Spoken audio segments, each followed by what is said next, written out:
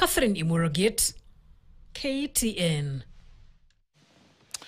Kwingineko, watu watatu wameaga dunia na wengine 5 kujeruhiwa kwenye ajali ya barabarani iliyohusisha gari aina ya Probox na Toyota Prado V8 katika eneo la Sekea, barabara ya Ngangani, eneo bunge la Kitui.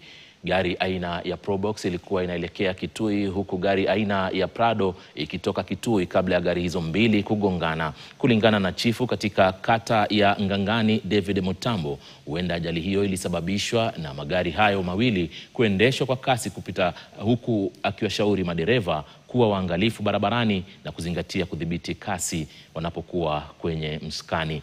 Majeruhi walipelekwa katika hospitali ya Kitui Level 4 huku miili mitatu ikihifadhiwa katika makafani hiyo ya hospitali hiyo.